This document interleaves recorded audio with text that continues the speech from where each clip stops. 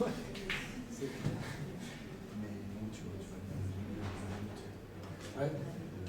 Situation difficile. Je suis pas content, parce que moi, de mon temps, l'organisation du travail, donc là, tu vois, dit par rapport à ça. C'est-à-dire, parce que c'est du management, donc tu manages des startups, il ne faut pas qu'ils soient abordables. Alors c'est vachement large. C'est vachement large. Aussi, je vois c'est tout aussi, j'ai un sous-traitant, donc je fais attention à ce qu'il fait, il va fabriquer son truc par les enfants avant les lèches. C'est vachement large. Ça m'a fait plaisir qu'il y ait une formation, une sensibilisation à ça, pour essayer d'inverser un peu la tendance.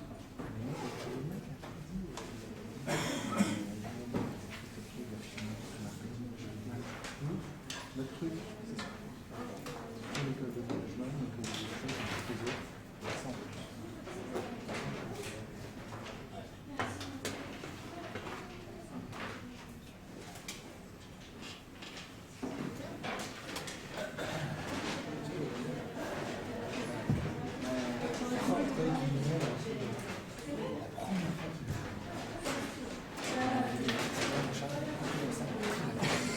Je te jure, c'est hallucinant.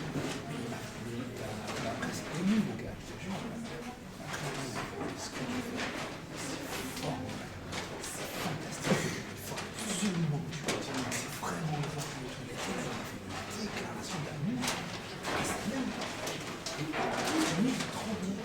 C'est une star. Ça me chaud. Maintenant, ça me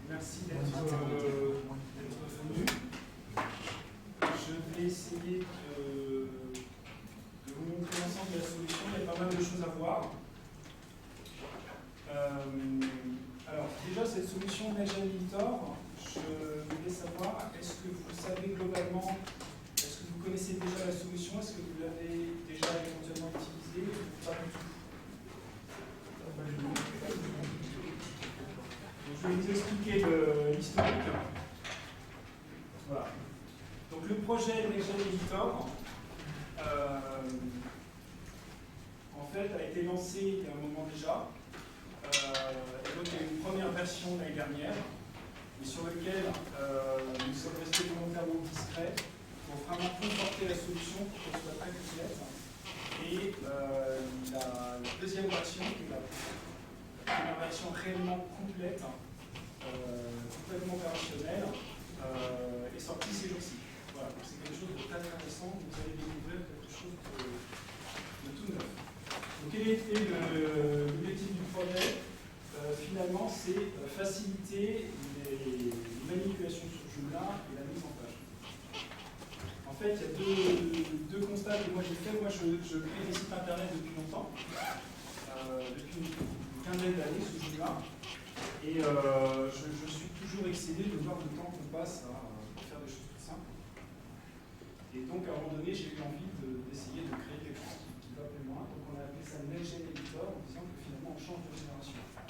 Pourquoi on change de génération? C'est que les outils qu'on avait avant, les éditeurs anciens, si vous voulez, au milieu de la page, on a un éditeur qui vous permet, avec la barre de bouton, de créer des choses à l'intérieur de cet espace. Finalement, de modifier l'article en général. Voilà. Et donc, on peut mettre des images, des tableaux et du texte. Aujourd'hui, on ne fonctionne plus comme ça. Déjà, dans un site internet, on se contente plus de texte et d'images et de photos. En fait, aujourd'hui, il faut beaucoup de choses qui bougent, qui soient présentées différemment. Il faut des diaporamas, il faut des renvois d'une page à l'autre, il faut des listes, il faut des choses qui bougent, des blocs côte à côte. Et d'autre part, la page, on ne raisonne plus seulement à l'article avec un fond de page figé, mais aujourd'hui, d'une page à l'autre, on a des présentations qui changent beaucoup. Des menus sur les côtés, des modules sur les côtés, des blocs, etc., etc. Donc finalement, on en arrive à la notion de page builder, donc c'est ce que nous, on cherche à faire avec ce projet-là. Voilà. Et donc, nous avons cherché à faire quelque chose de très concret, zéro code ni programmation, tout par réglage visuel, des widgets. Donc le cœur du projet, ce sont des widgets, donc des composants visuels qui vont permettre d'avoir des sliders, des menus, des onglets, etc. Donc, je vais passer très vite la partie théorique pour vous montrer assez rapidement les écrans. La particularité du projet, c'est que on s'est greffé vraiment au cœur de Joomla pour être complètement compatible. C'est-à-dire que du coup, on utilise complètement ce qui existe dans Joomla et on n'a pas un composant séparé avec un fond de page qui serait séparé, par exemple. Vous avez des systèmes où vous avez une mise en page qui existe, des pages builder qui existent et qui nécessitent d'avoir un composant spécifique afin de placer les éléments.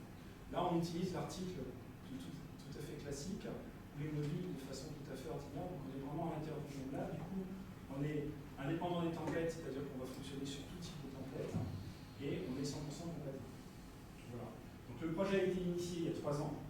Et donc comme je vous ai expliqué tout à l'heure, il y a eu une première version l'année dernière, et là, on est sur la toute première grande version. Voilà. Donc la présentation, je vais vous montrer les widgets, on a une quarantaine. Ensuite, comment on fait leur paramétrage. Ce sont des réglages qui sont à l'écran par les curseurs visuels. Ensuite, il y a un builder de page. Comment on va agencer les widgets à l'intérieur de la page. Le projet est diffusé sous une forme gratuite et sous des formules payantes. Donc, je vais commencer par l'ensemble de la formule gratuite et ensuite je vais vous montrer ce qu'on va trouver dans les différentes versions payantes, donc des réglages un peu plus avancés dans la version essentielle, un peu plus pro, on va dire, un peu plus d'outils dans la version pro, et dans la version premium avec des réglages un peu plus avancés. Et puis, un exemple de site qui a été fait avec le système. Voilà. Alors, le fonctionnement général, c'est que, pour commencer, on est intégré à l'intérieur des articles et à l'intérieur de l'éditeur courant.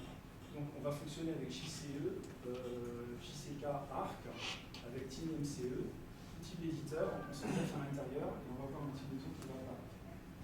Et on va pouvoir fonctionner à la fois en front office, où on fait beaucoup de choses en termes d'édition et de facilité de mise en page, mais aussi en back office de façon plus traditionnelle. Excuse-moi, oui. Est-ce que ça marche aussi du compositeur de Joomla Editor? Alors je ne saurais pas vous dire. Je ne saurais pas vous dire parce que Drop Editor, je l'ai essayé il y a longtemps, mais je ne l'utilise pas. Ils ont leurs propres composants, où la mise en page est faite à l'intérieur d'un éditeur. Comment ça fonctionne? Ça fonctionne continu, MCE.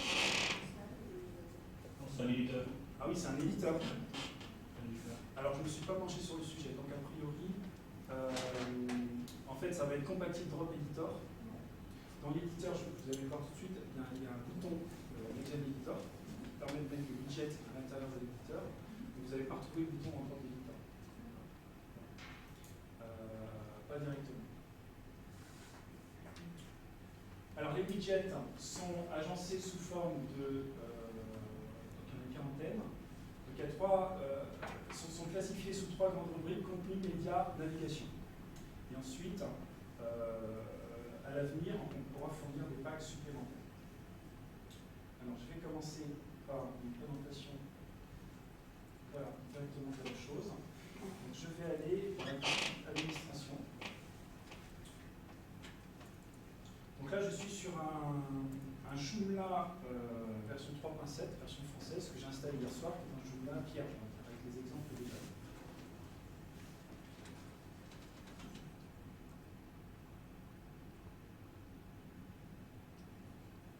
Voilà.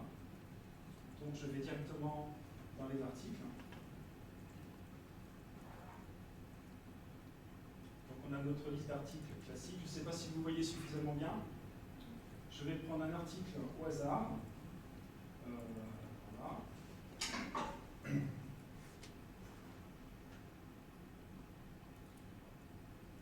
temps qu'il arrive. Donc là, je suis dans l'éditeur d'origine qui est Xmini MCE, la dernière version avec le bouton de la version 3.5. Et suite à l'installation de mon composant, ici, vous avez un bouton Next-Gen Editor qui vous permet maintenant, à l'intérieur de votre page, de rajouter les widgets. Donc je me place, par exemple, ici, et je lance le fameux bouton. Et à partir de là, j'ai la liste des widgets disponibles qui me sont proposés. Donc vous avez les panneaux, des onglets, gris, diaporama, carrousel, accordéon, etc., etc. Donc, plutôt sur du contenu. Ensuite, on a des widgets plus orientés image et médias. Vous allez avoir une image normale, une image avec un effet loop, les grilles côte à côte, et surtout slider, carrousel, etc. Des vidéos. Et enfin, vous avez toute une partie navigation avec des liens et des boutons. Donc ça paraît tout bête, mais les boutons, c'est quelque chose qu'on n'a pas forcément dans les éditeurs, au moins les éditeurs de base comme TinyMCE. Et donc, grâce à ce système-là, je vais pouvoir créer une shortcut. Alors, je vais prendre un widget relativement simple, qui est un titre. Je clique dessus, et j'ai un écran de configuration qui apparaît. Alors, l'écran de configuration, en fait, me propose une partie contenu, options, les modalités d'affichage de mon widget. Donc, dans le contenu, là, j'affiche un titre sur lequel je vais mettre un peu de présentation en milieu. Donc, je vais mettre le titre. Voilà, tout simplement.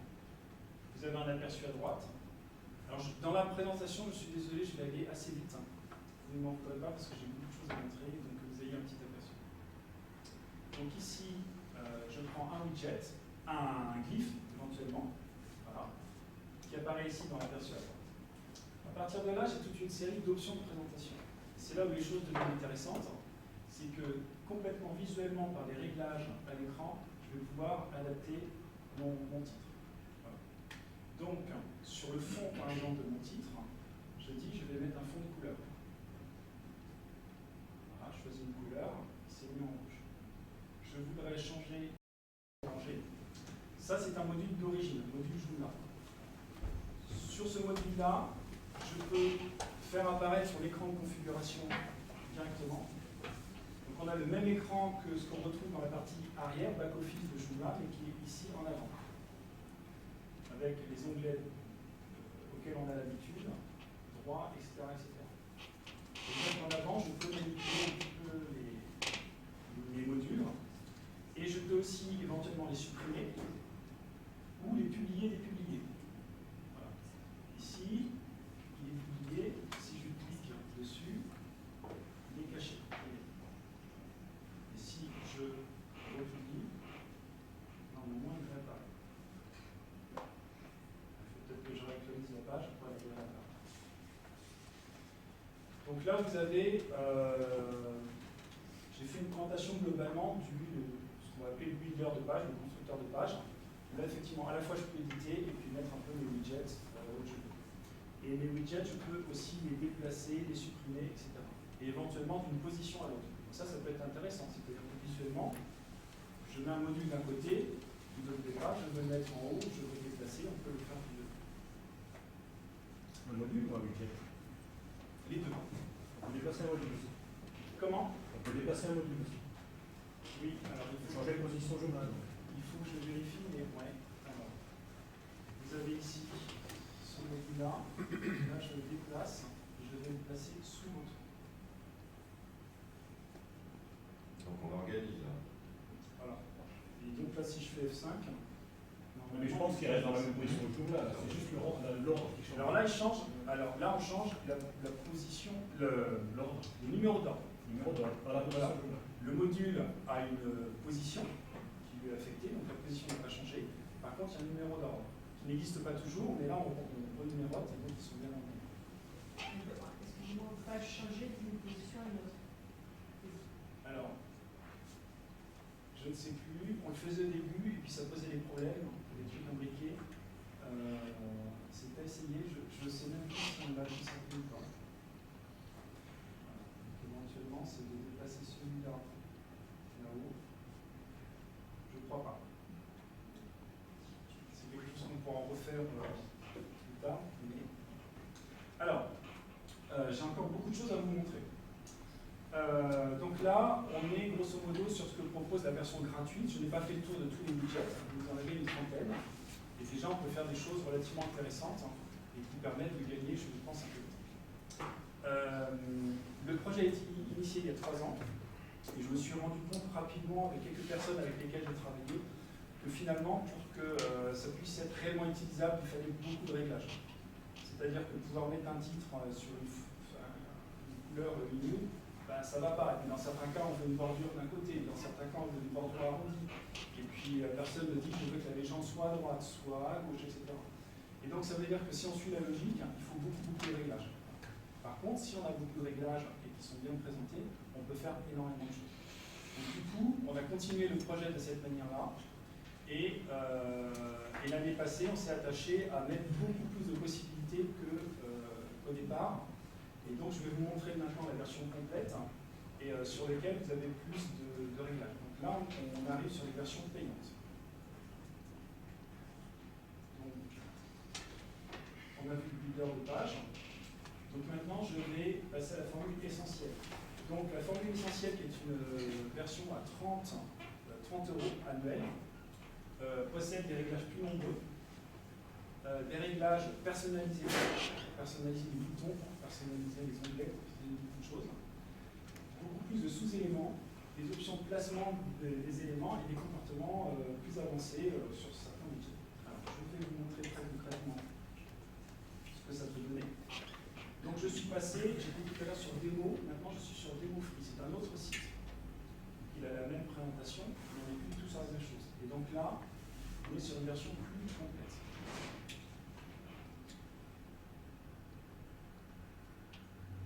Donc je vais prendre par exemple vraiment des onglets que je mets dans la bannière.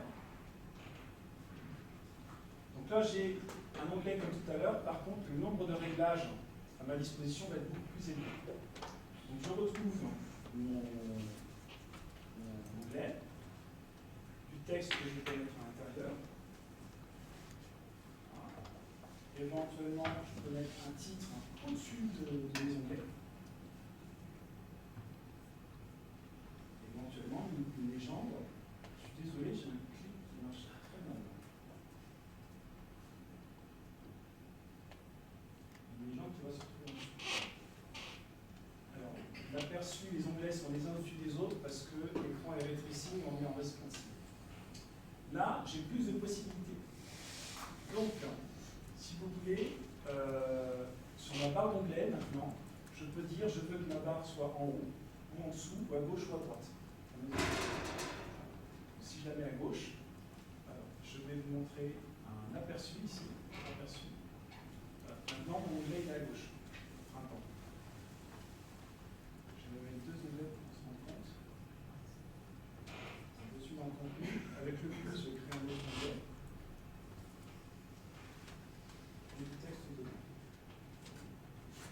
voyez à droite, là, voilà.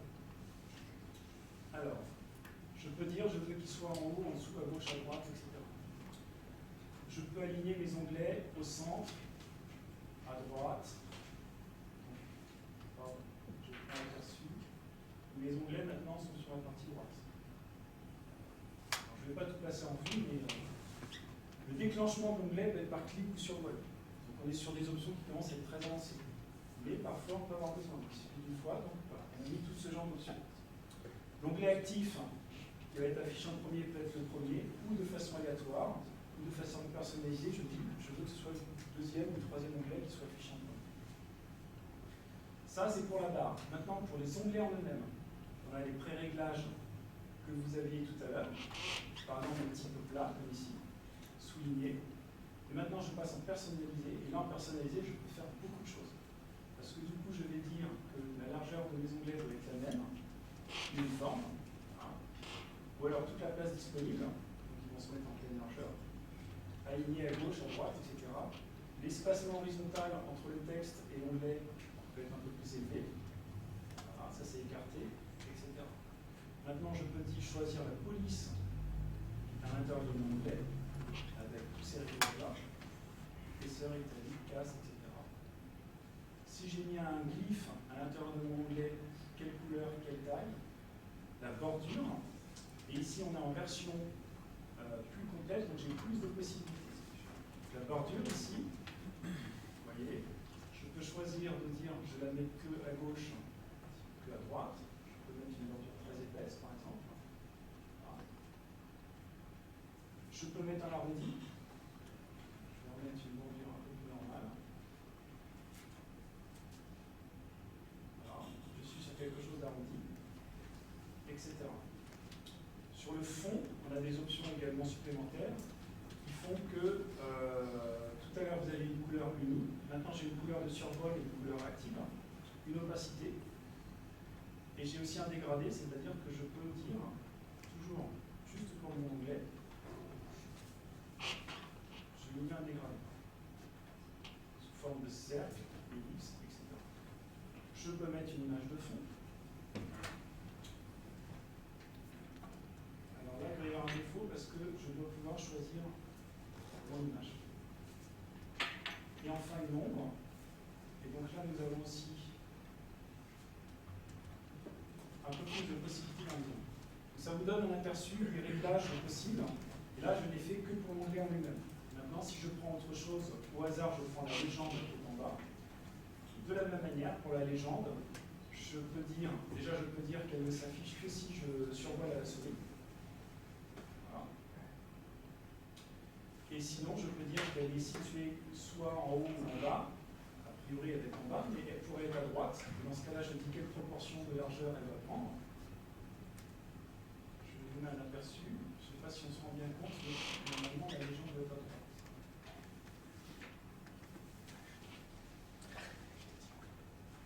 Alors, apparemment, ce n'est pas le cas. Mais c'est censé l'être. Voilà, donc vous avez beaucoup de réglages sur chacun des éléments du widget. Alors, je ne vous ai pas montré. Alors, sur les images, je vais vous montrer autre chose qui est. Alors, je dépose sur ma page. Donc, je prends une image au hasard.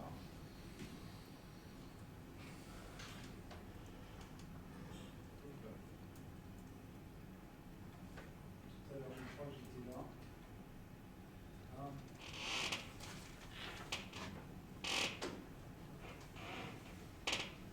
Ah, je ne suis pas dans le même projet.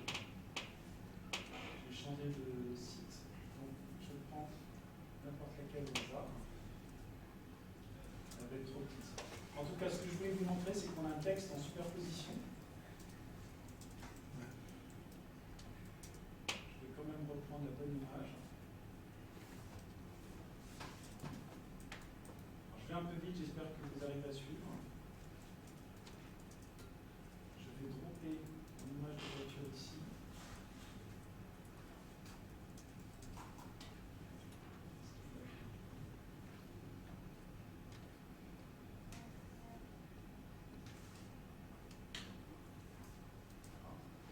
j'ai une légende, une superposition qui apparaît. La superposition, je vais pouvoir lui dire, ce qui va être intéressant, c'est de changer éventuellement les couleurs. Ici, par exemple, je vais la mettre sur fond rouge. Je vais dire que la police qui est à l'intérieur est de couleur blanche. Voilà. Et que sa position, je vais la mettre plutôt à gauche, au milieu, ou alors centré, ou alors je peux mettre une marge gauche, etc. Et puis je vais dire que je ne l'affiche qu'en survol. Donc ça, alors je vois que le temps tourne. On est sur la version essentielle, la version à 30 euros. Donc là, vous avez beaucoup de réglages. Alors vous avez tellement de réglages qu'au bout d'un moment, ça devient un petit peu compliqué quand même.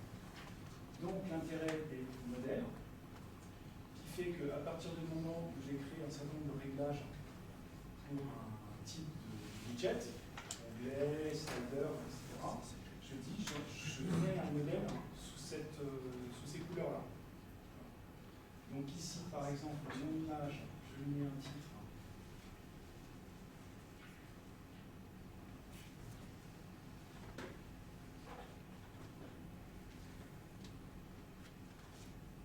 Je vais mettre un fond très foncé sur l'ensemble. Admettons. Et donc à partir de là, je crée mon modèle. Alors vous voyez qu'il y a un petit peu d'anglais qui traîne par moment. Et je l'appelle image brisée.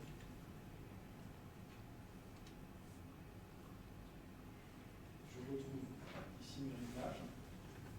Et à partir de là, mon modèle va être utilisable, image brisée. Alors, je n'insiste pas, mais ça veut dire que dorénavant, quand je crée une image, je peux dire, je prends des options personnalisées et j'utilise un modèle tout fait. Et le modèle, je peux aussi l'appliquer sur des sous-parties. Par exemple, le titre en lui-même, ici, rien que le titre, je peux créer un modèle que je vais utiliser à droite à gauche.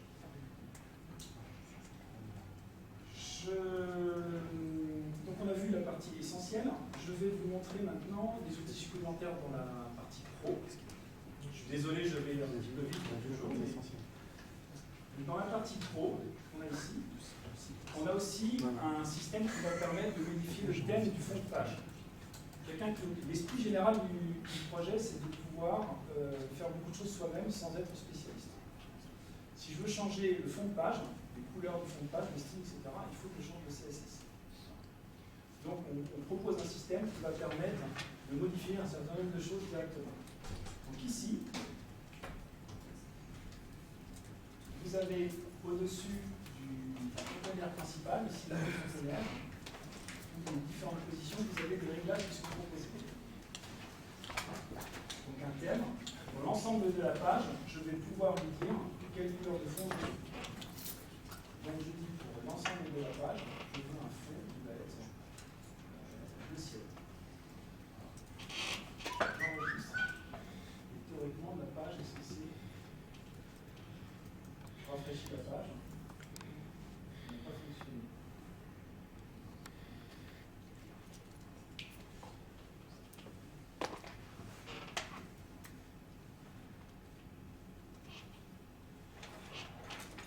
La page est censée être remplie. Alors, je vais vous montrer sur une position, par exemple. Une position ici.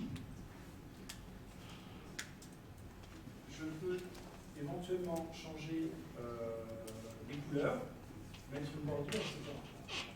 Donc je vais la mettre sur un fond foncé. Un petit peu grisé. Éventuellement, je vais mettre une bordure à gauche. Voilà. Une bordure noire. Un d'épaisseur. Et je vais faire autre chose, c'est que je vais lui dire de rester visible. Et donc là, effectivement, vous avez vu que le fond de la position est en grisé maintenant. Il y a bien une bordure ici. Et le fait, ce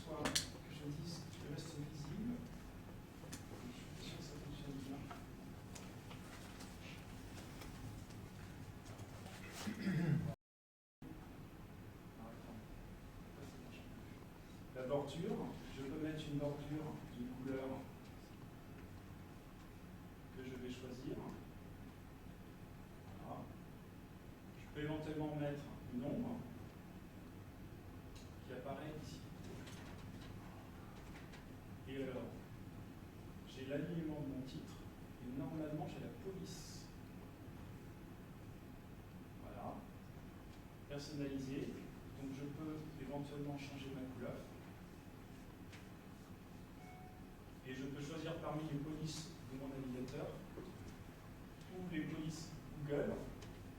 Voilà. Là, j'ai toutes les polices Google à disposition, il y en a 800. Je peux prendre celle qui m'intéresse. Vous voyez, j'ai les aperçus. Donc j'en prends une au hasard. Je rafraîchis l'aperçu. Et là, j'ai bien mon titre qui est la bonne couleur. Alors, les couleurs sont affreuses, je vais très vite dans la présentation.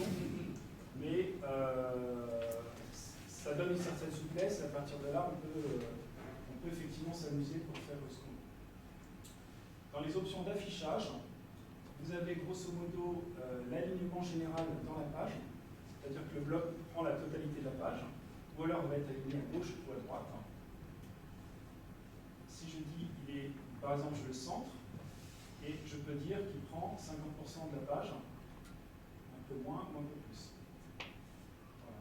Sinon, il peut être aligné d'un côté ou de l'autre.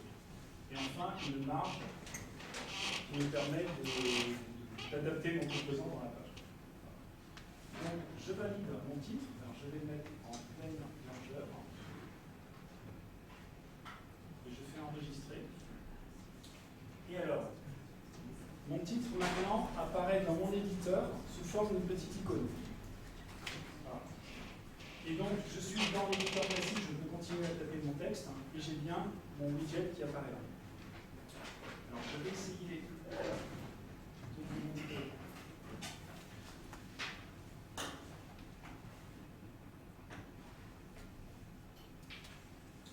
La page d'accueil.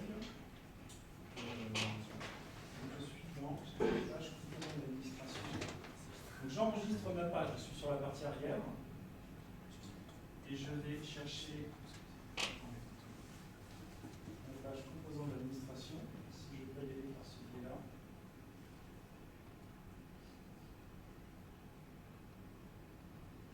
Et là. Et normalement, mon titre doit apparaître.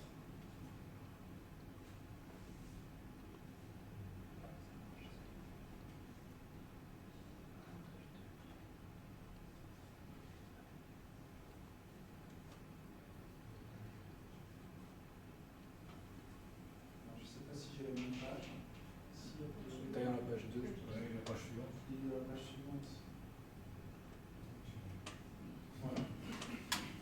Alors, les couleurs sont toujours pas terribles, mais. Alors, ça c'est la première partie. Donc je vous ai montré un composant simple. Je vais vous montrer d'autres types de widgets. Donc toujours sur la partie arrière, je reprends ma page.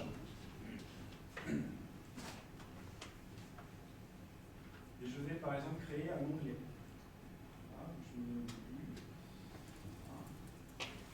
Je prends mon bouton. Je choisis des onglets. Et donc je vais retrouver des choses analogues, simplement maintenant j'ai un bouton avec un plus qui me permet de créer mes onglets. J'ai mon titre d'onglet, par exemple printemps, été, automne.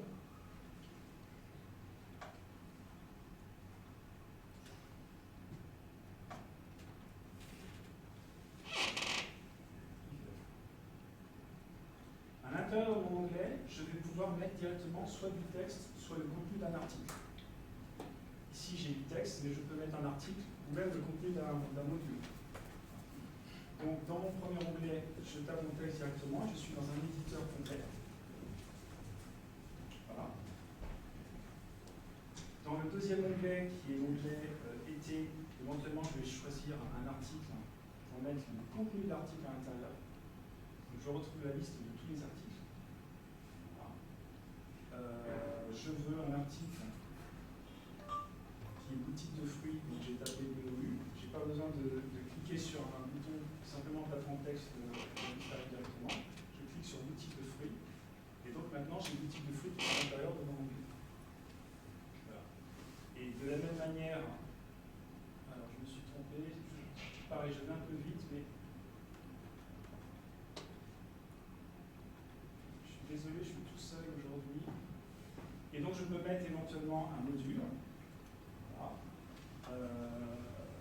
Donc n'importe quel type de module, par exemple un module de collection.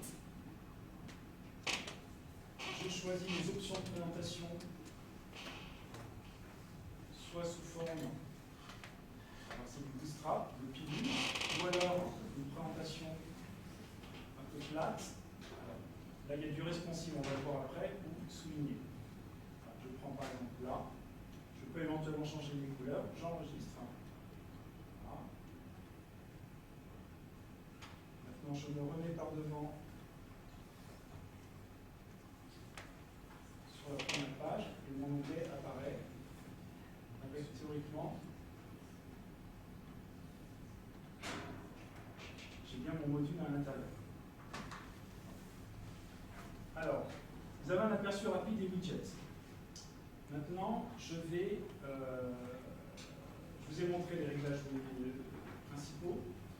Je vais vous expliquer un petit peu les panneaux avec certains réglages récurrents qui sont les bordures, etc. Donc, à l'intérieur de mes widgets, si je prends mon onglet, je double-clique, ce qui me permet de revenir à l'écran de configuration.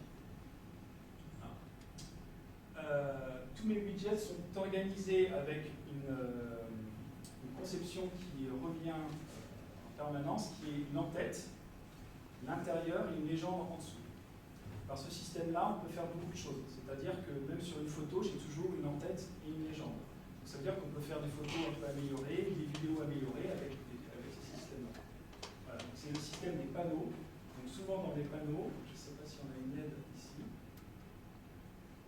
Excusez-moi, mon clic ne marche pas forcément bien. Vous avez dans le panneau principal toujours un titre. Les onglets qu'on retrouve ici, l'intérieur et la légende. Donc ça, ce sont les widgets. Je vais toujours un petit peu vite parce qu'on n'a pas forcément énormément de temps. Je vais vous montrer quelque chose maintenant qui est un peu plus intéressant et visuel, qui est la construction en front.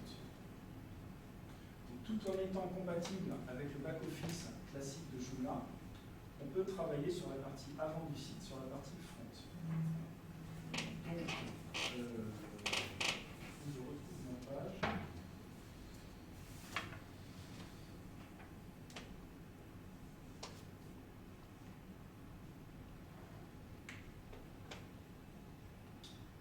C'est le site où nous étions tout à l'heure. Je vais me connecter. Donc là, je suis connecté administrateur. Et à partir de là, je peux maintenant déverrouiller les pages et travailler avec. Vous avez un petit bouton Edge qui apparaît sur le côté. Je déverrouille ma page. Et maintenant, je vais pouvoir faire des choses un petit peu plus intéressantes. Donc, parmi les choses intéressantes, je peux éditer directement du contenu. Là, vous avez, c'est une page de blog de Joomla. Donc, vous avez un premier article qui est ici, un autre qui est là, etc. Si je veux modifier mon article, il me suffit de cliquer dedans. Donc là, je clique et je tape mon texte. Voilà. Je clique à côté. Il m'indique que le contenu est sauvegardé. Et maintenant, je peux continuer. Je suis dans un autre article, pareil, je l'édite et je continue. Et avec ça, déjà, je peux gagner un peu de temps. Je peux modifier le titre de l'article. Ça, c'est un article, ici, par exemple, qui s'appelle Débutant. Si je clique sur le mot débutant, alors on ne voit pas bien, mais je change mon titre. Désormais, je clique à côté, désormais, le titre de ma page a changé. C'est-à-dire à l'intérieur de Joomla, si je vais voir dans la partie arrière, mon titre est bien désormais début, etc., etc. Donc je peux modifier les contenus directement. Maintenant, on a un autre système qui permet d'insérer des widgets à l'intérieur de la page, à l'intérieur de l'article courant, ou à l'intérieur de positions sous forme de modules. Je m'explique. Ici, avec le plus, je peux rajouter des widgets. Donc, je veux mettre un panneau de texte avec une présentation avec une certaine couleur. Je le déplace à la souris. Et là, maintenant, je peux le poser où je veux. Dans mon article, ici, dans les autres articles du blog, mais aussi dans mes positions. Par exemple, dans la bannière, dans la partie navigation, recherche, etc. Donc, si je le mets à l'intérieur de l'article, je le pose, j'ai mon écran de configuration de mon panneau.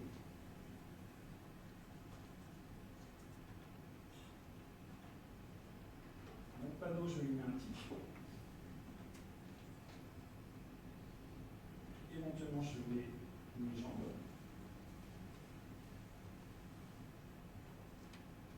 Excusez-moi.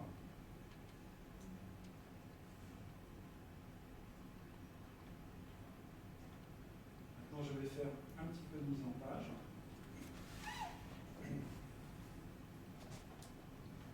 Je vais mettre le titre en couleur.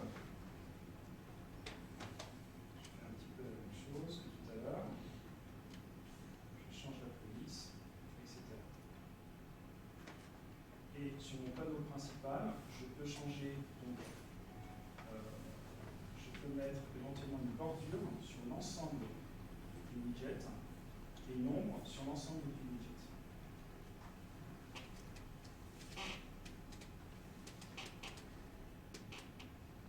J'enregistre et désormais je suis bien à l'intérieur de mon article avec mon widget qui est là. Je fais F5 pour actualiser l'ensemble de la page. Et là je suis tout à fait en fonctionnement normal et j'ai bien mon widget.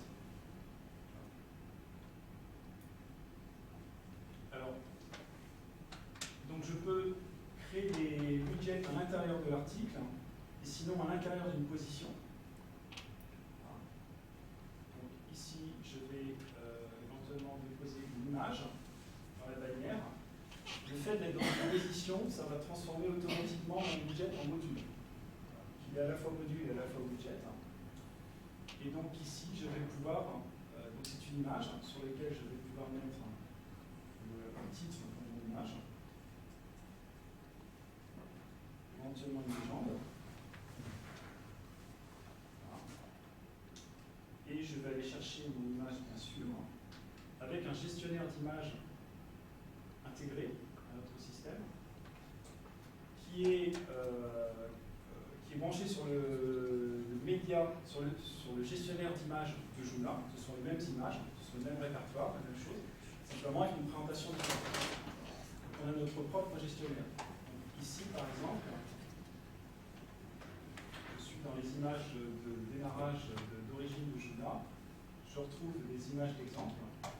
Avec ce gestionnaire d'images, je peux créer des répertoires, je peux charger des images, bien sûr, comme le gestionnaire classique. Chargé par drag and drop. Alors, je vais vous montrer.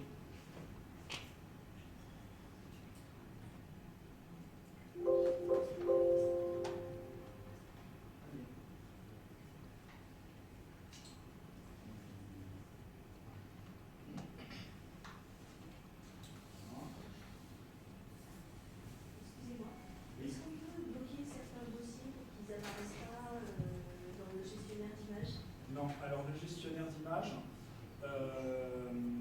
alors il y a une gestion de droit que je vais vous montrer après, qui est assez avancée, par contre pas sur le gestionnaire d'images, pas sur le gestionnaire de droit. Quand on confie l'administration à un public inaverti, vous pouvez enregistrer n'importe quoi à la fin.